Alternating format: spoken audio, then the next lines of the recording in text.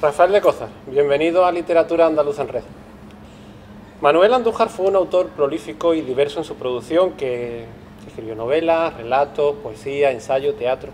A pesar de haber publicado más de 50 libros, ahora mismo es un gran desconocido para el gran público.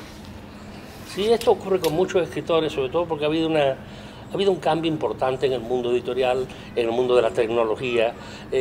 Manuel Andújar primero estuvo mucho tiempo fuera, se fue en el 39 y no volvió hasta el 67 del exilio. Esto significa que las generaciones posteriores no tuvieron contacto con él ni con muchos de los exiliados. Bueno, cuando vuelve a España, él mismo fue uno de los que intervino a través de Alianza Editorial para publicar a algunos de estos autores que eran poco conocidos.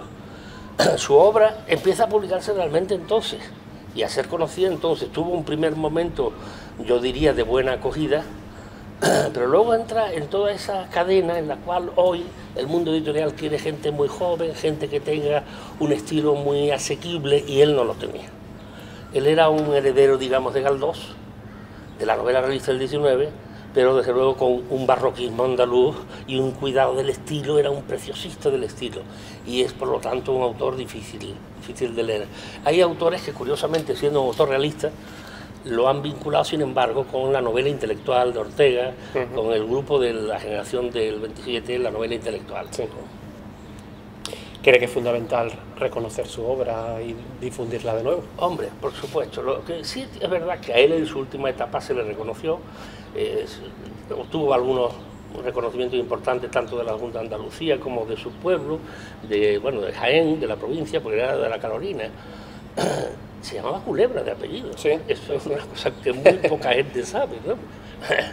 Y tiene un reconocimiento personal, pero de la obra no. Y esto creo que tiene que ver mucho con que en España se lee poco, es un país donde se ha leído un poco desde la época de la dictadura, los intelectuales estaban mal vistos entonces y se ha leído poco, pero en cambio sí se conoce a la persona. Hay mucho interés por la persona. Pero, fírmeme usted este libro. ¿Ha leído usted alguno mío? No, pero usted es famoso. Y este tipo de cosas hace que, efectivamente, en la etapa última, que ya tenía un reconocimiento incluso de Andalucía, que era, por supuesto, merecido, porque es uno de los autores que más vinculación con Andalucía ha tenido, a pesar de haber vivido 4 años en la Carolina y un poco de tiempo en Málaga. Sin embargo, ha sido andaluz toda su vida y defensor del andalucismo, ¿no? Esto quiere decir que, que no es fácil que un autor de ese tipo hoy se revitalice, porque de hecho son muchos los autores que hay que no se revitalizan. Pienso, por ejemplo, creo que es el único no, pero es de los primeros premios Nadal, que era Requena. Requena se murió y se ha quedado olvidado. Un absoluto desconocido en estos momentos. Se olvidan a muchos. Te iba a preguntar que cuántos escritores andaluces de calidad habría que rescatar del olvido. Hombre, hoy, por ejemplo, se está empezando a rescatar a todos esos mal llamados segundones del 27. Porque claro, todo el mundo escribía la tesis en la universidad sobre Lorca, sobre Alberti, Cernuda, Alexander, Prado, Alto Aguirre, pero es que hay autores muy interesantes de esa etapa que hoy poco a poco se están revitalizando. Por ejemplo, la gente tiene la imagen de la generación del 27 como una generación de poetas. Sí. Ya cuando los poetas han sido agotados por la crítica, han empezado a sacar los novelistas y también los dramaturgos, y también empieza a salir todo. Nosotros recuperamos tarde, evidentemente, a los autores españoles, porque somos así, quiere decir, porque recuperamos tarde a un torero, recuperamos tarde a quien sea. Aquí te tiene que morir para que te pongan en una calle. Y pasar algunos años incluso, ¿no? Hay una cierta elevación nada más del fallecimiento, un olvido y una recuperación posterior si acontece. Yo creo que además tiene mucho que ver con los estilos dominantes. Por ejemplo, en la etapa en la que el realismo social era lo único que se escribía, la generación del 27 estaba olvidada. Cernuda es un autor recuperado casi en los años 60 y por la generación de la transición. Luego viene una etapa en la que, como es la actual, donde hay que hacer una literatura digerible, fácil, no quiero decir mala, sino de fácil acceso, los autores un poco más complejos nos gustan. Te pongo un ejemplo de una persona que es muy amigo tuyo también como mío. Las dos novelas quizás más intelectuales, más complejas de Pérez Reverte, pues son El pintor de batallas y la última del tango de la Guardia Vieja. Esa no le gusta a mucha gente, porque son novelas más complejas. Prefieren algo que sea más sencillo de digerir, ¿no? Y yo creo que eso viene por etapas. Ahora empieza a haber gente joven, y te pondría algunos ejemplos, que está empezando a escribir de nuevo un tipo de novela, de literatura más intelectual. Se nota en los jóvenes que publican, que editan. Está cambiando realmente la realidad del mundo literario, del mundo editorial. Hoy el editor ya no es como antes. El editor antes tenía chofer, aunque no tuviera pagar, aunque no podía pagarlo, y mandaba los libros a la imprenta y después a la distribuidora, y la distribuidora a los sitios. Se perdió un montón de dinero. Hoy los jóvenes editores se cogen su coche y se van a las librerías, lo venden por internet, se mueven, y es el mismo que está en el stand de la feria, el que vende sus libros. Claro, han cambiado las cosas. Volvamos a Manuel Andújar. ¿Lo conociste? ¿Fuiste amigo suyo? Sí, mucho. ¿Cómo era en las distancias cortas? Bueno, era el tipo de persona que tú dirías genial, de una humanidad impresionante. Quizás por lo que sufrió, ¿no? Ten en cuenta que está en un campo de concentración. El viaje en Sinai a llegar allí, empezar una nueva vida, cuando hay tantos intelectuales de peso que iban. Piensa lo que era en Cuba, en México, que de repente te viene una oleada de intelectuales de primera fila y los propios mexicanos, los propios cubanos, los propios de allí dicen, oye, que nos están entrando intelectuales, que la tarta a repartir es poca. Por eso muchos que fueron a Cuba se trasladan después a Argentina, Chile o a México. Pero yo creo que ahí está un poco la clave de ese sentido humanitario, la vida que has tenido. Después era el tipo de... Su vida no fue fácil. No, nada, claro. Logró hacerse con un nombre, trabajando en muchas cosas, llegó a ser director de promociones de Fondo de Cultura Económica, creó con Arana en México, con su amigo Arana, creó la revista La España, en fin, fue un hombre movido por la literatura toda su vida. Pero sobre todo ese plano humano, que era, bueno, le tenías que dar un abrazo cada vez que lo veía, llegaba a Sevilla y decía, ay, Rafaelito, me va a llevar a tomar pescadito frito.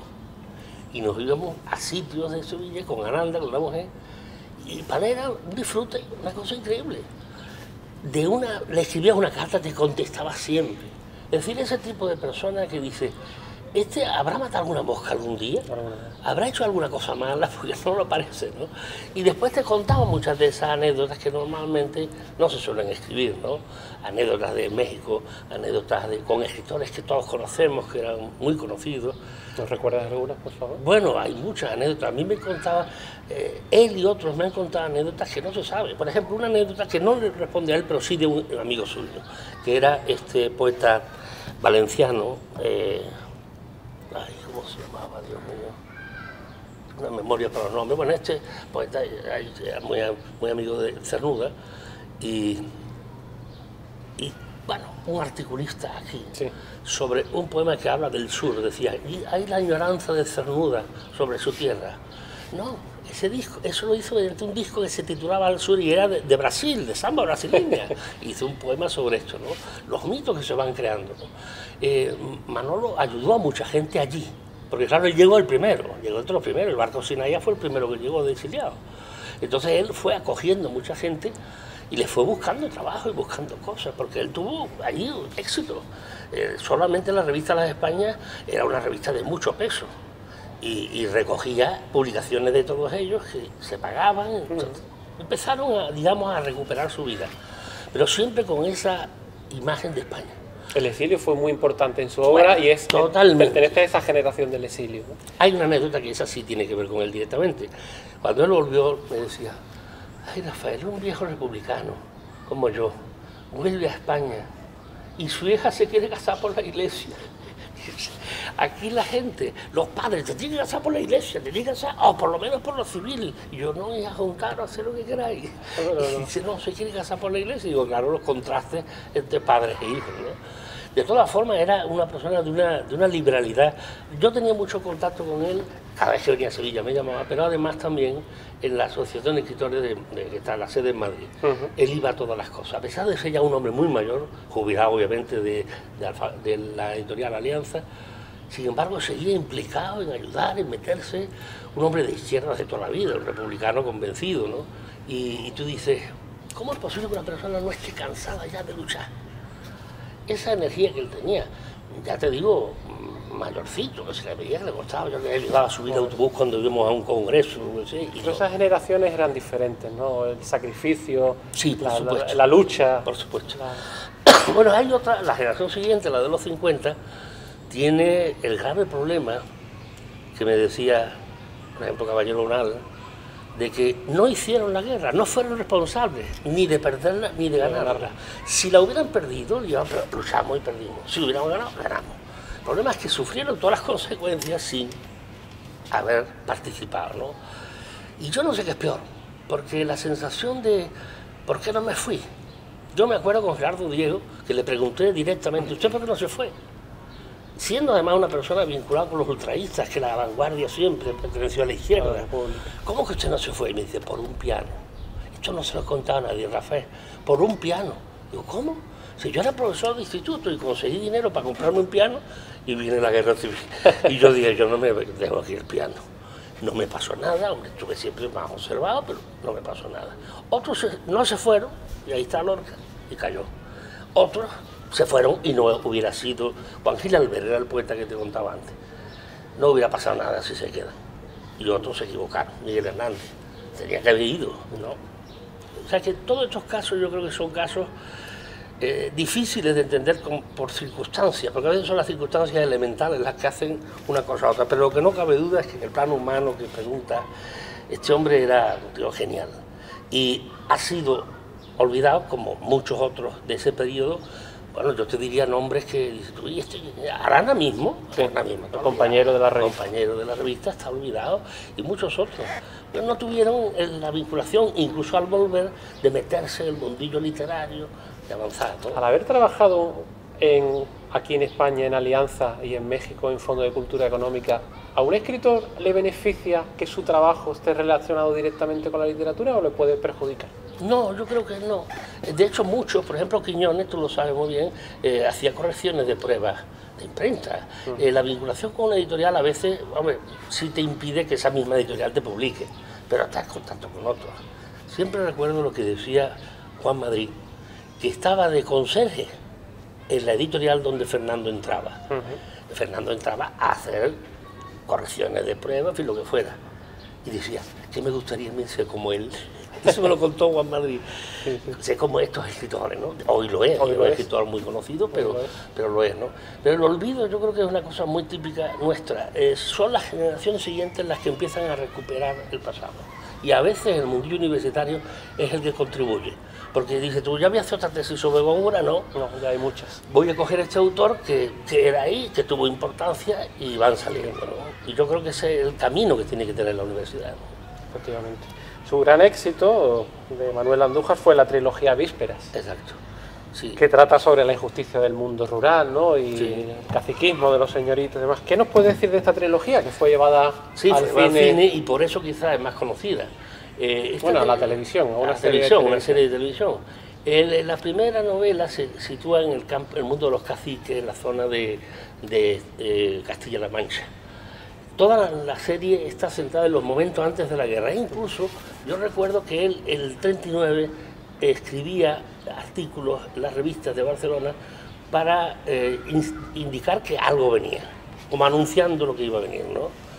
Por eso quizás el término víspera pues, se refiere a la víspera de la guerra.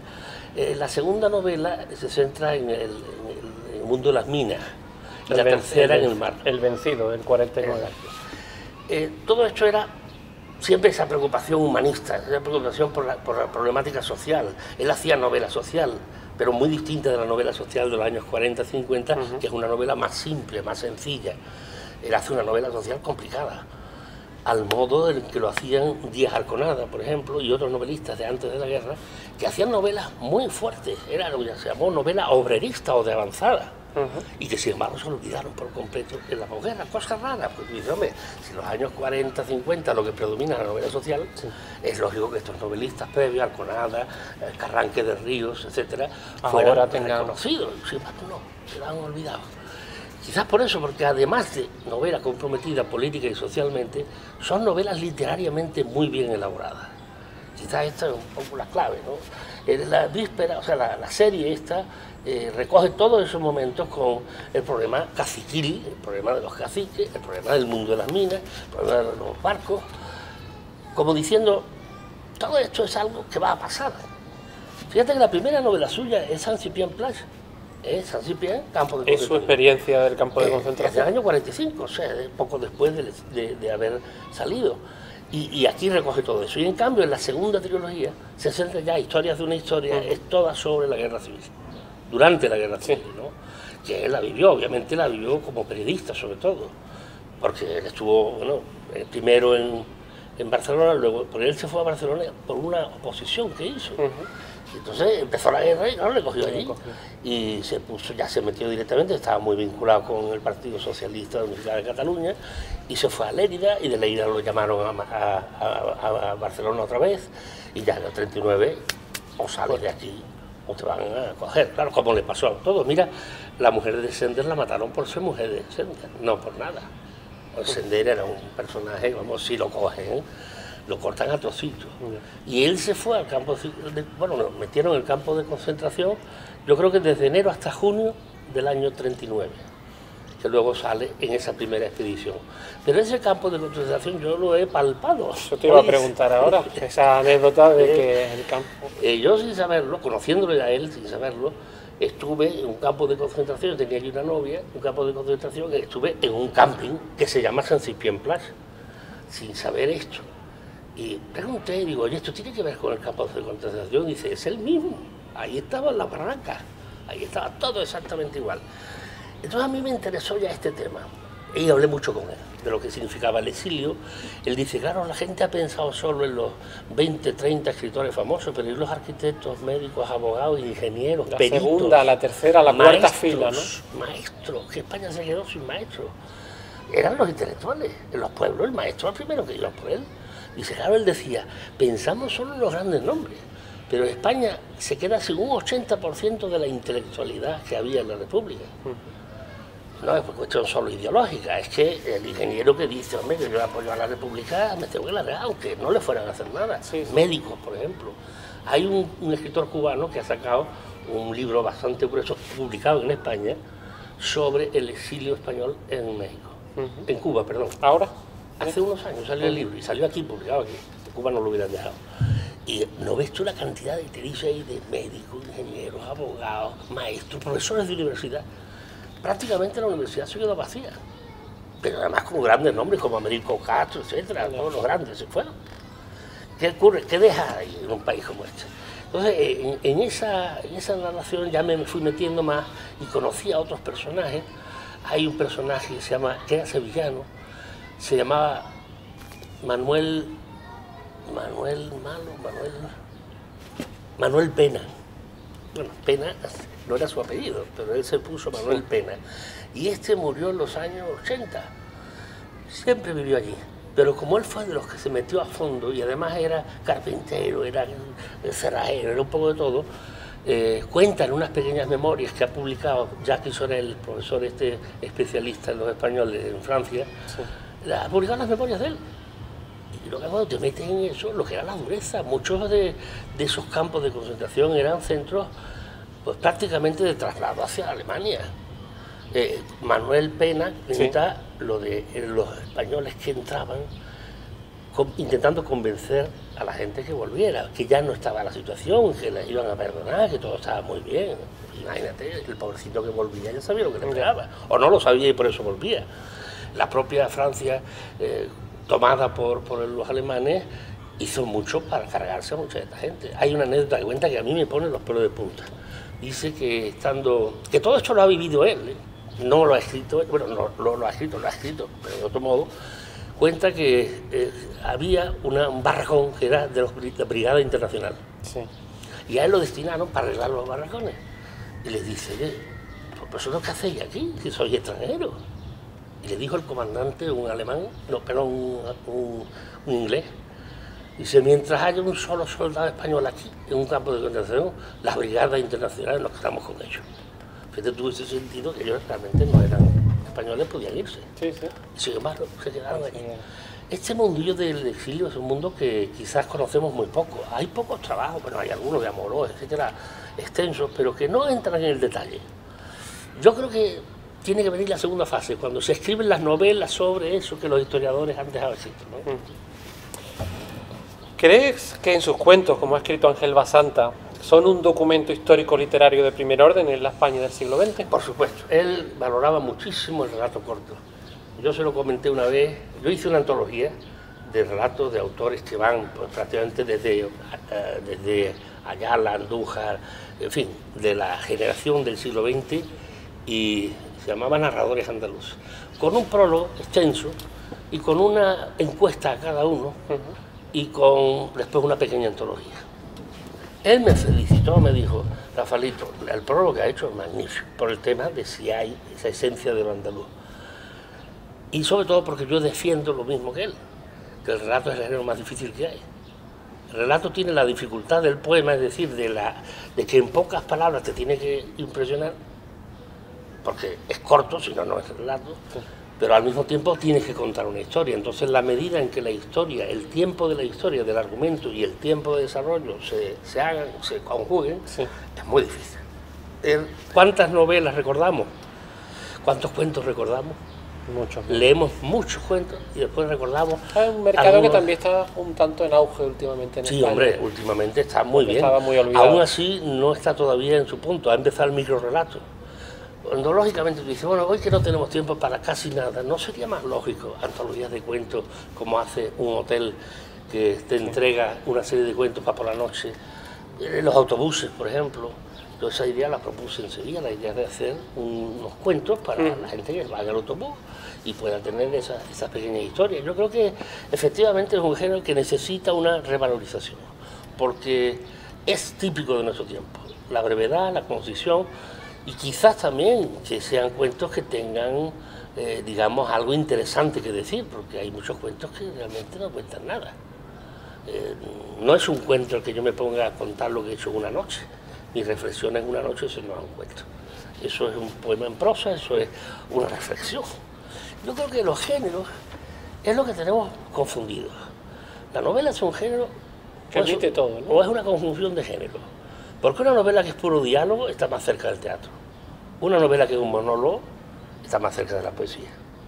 La novela, quizás algunos de los novelistas contemporáneos que más éxito tienen, es porque han sabido darse cuenta de que la novela debe haber un equilibrio entre narración, diálogo, descripción, que no puede haber el peso en un solo campo. Manolo eso lo sabía. Cuando en el prólogo yo decía que el género del relato es de los más complicados que existe, porque se pueden escribir, pero buenos. El problema es que sean buenos. El soneto es un género difícil, pero no es que sea difícil unir 14 versos con 11 sílabas, rimando a bebe. No, lo que es difícil es que sea un soneto bueno, es decir, un buen poema. Y ese es el problema, que muchos sonetos no son poemas.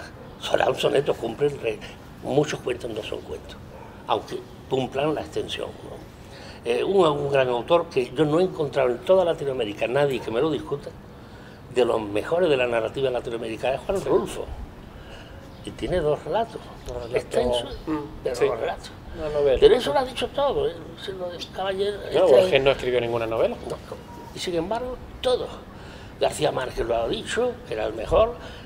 A mí me lo dijo personalmente Vargas Llosa. Este es el mejor que ha habido en toda la narrativa latinoamericana. Y yo creo que ahí está quizás la clave. Tú te metes en los cuentos de él, de Manuel Andújar, y tú notas que son cuentos que no es una historia para reírse, que no es una anécdota, que tienen calado. Y como además el estilo está muy cuidado, ese estilo aleja al lector que quiere las expresiones de hoy, que quiere, bueno, que no cuida la puntuación, que no cuida la sintaxis, que no cuida... Y él sí lo cuidaba, él era en eso era muy andaluz, porque los andaluces son formalistas en su literatura siempre, no sé por qué. La estética por encima de todo. Y por eso no hay una poesía social andaluza. Cuesta encontrar libros ahora de Manuel Andújar en las librerías. En los últimos días he estado investigando, intentando ver qué hay en las librerías y prácticamente no hay nada. Pues todavía y peor. En las librerías de viejos sí. Pues todavía peor. Si te metes en VV Iberlibro.com, los tienes todos a 10, 8, 10, 12 euros. Lo que demuestra eso que decimos. El ranking del autor se vende en su precio. O sea, en las librerías no hay, claro, no reeditan, no hay, pero sobre todo que tú dices, hombre, estamos hablando de obras de México del año 45, 49, 50, 56, a 8, 9, 10 euros, y que después se vendan porquerías actuales a 20, a 25, hombre, yo solo te lo diría que en el fondo, hombre, a mí me interesa más esa novela intelectual, sobre todo esa novela bien hecha, que es la clave, sí. Aunque sea incluso comercial, que esté bien hecha. Que esté bien hecha. Pero cuando me dicen que si quiero hablar del Código Da Vinci, digo, no puedo, lo siento, mire usted, no puedo. ¿Y sus ensayos y su teatro tal vez sea su parcela menos conocida, ¿no? Por supuesto. Su teatro, sobre todo porque el teatro, si no se representa, no es teatro, es guión dramático. Claro, si no se representa, el teatro es que en España realmente está muerto. Ha ido muriendo poco a poco. Estamos volviendo, bueno, volviendo sí, quizás sea la palabra, al actuar único, pero por el coste, estos monólogos que se ven en televisión, que algunos están muy bien hechos, pero es lo más barato. Es lo más barato. Reunir a una serie de actores, ensayar con ellos durante semanas y luego el tiempo de representación para 4 días no puede ser beneficio. En Madrid y en Barcelona sí, porque los teatros, una obra dura un mes, entonces sí hay tiempo para recuperar. El teatro es un género que yo creo que con el cine y la televisión no es que vaya a desaparecer, pero se ha diversificado en las pequeñas salitas. Por ejemplo, en algunas ciudades que conozco, los grandes teatros están vacíos, o lo dedican a ópera o lo dedican a otras cosas. Pero en cambio han surgido pequeñas salitas de independientes, y esas están muy bien. Y yo creo por eso que ningún género muere, evoluciona, cambia. Pero la poesía seguirá existiendo, el libro impreso seguirá existiendo, el libro, la novela, el teatro seguirán existiendo siempre porque están unidos a nosotros. Muchos de estos autores, Manuel Andújar lo decía, nosotros tenemos cierta obligación de contar nuestro tiempo y contarlo desde la literatura, porque claro, el médico lo cuenta desde su concepto, desde su estilo, su trabajo, su campo, pero su campo no ilustra la realidad como una obra literaria. Yo he puesto siempre el mismo ejemplo. Si uno quiere conocer la España de los años 50, 60, tiene que ser solo y exclusivamente a través de la novela, porque el ensayo entonces estaba censurado, no podía decir lo que pasaba. Los novelistas fueron, como decía Goiti solo, los que asumimos el papel que no nos correspondía de hacer la crítica de la sociedad y de nuestro tiempo, ¿no? Esa novela social de la que antes hemos hablado.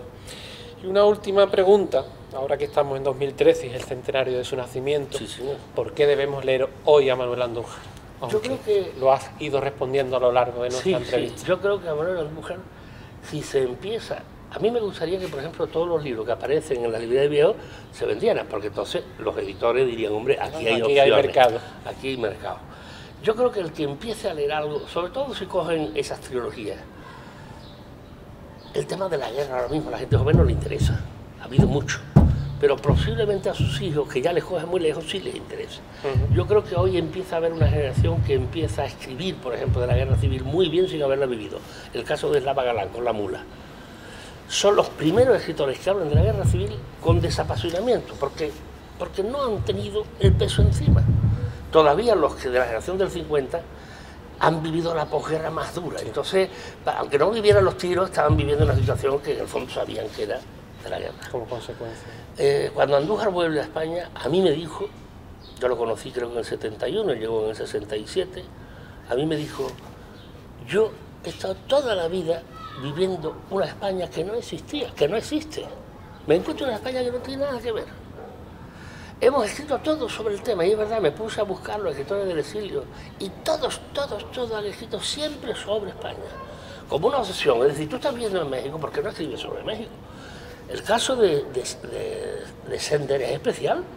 Solamente hay una novela que no tiene que ver con el tema de España, la tesis de Nancy. El resto todas. Oye, tiene que ver porque la chica viene a España. Pero vamos, una novela no. Todos. ¿Qué pasa? Claro, esta gente vivió la frustración de una república que para ellos fue la esperanza de un cambio. O sea, ellos decían, la historia de España viene a la república, donde hay, las mujeres estudian, donde intentos que no llegaron a salir, pero el sueño, la esperanza.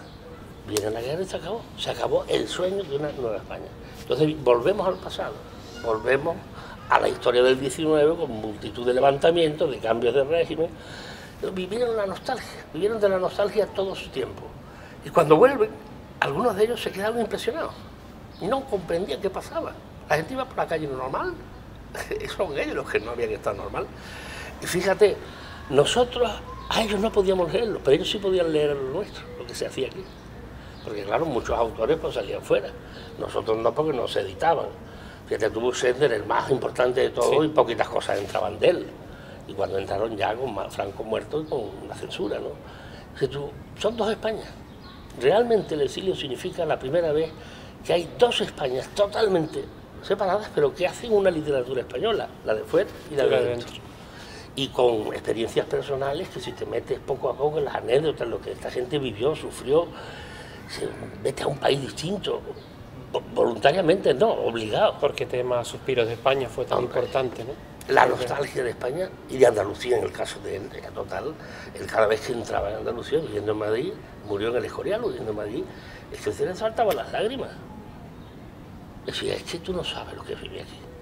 Y todavía si tú te vas por cuestión de trabajo, pero que te echen, ese es el problema. Rafael, muchas gracias. Nada, hombre, para eso estamos. He resuelto todo, ¿no? Yo si no tenía nada, digo, si algo no lo sé decir, llamo esto del público.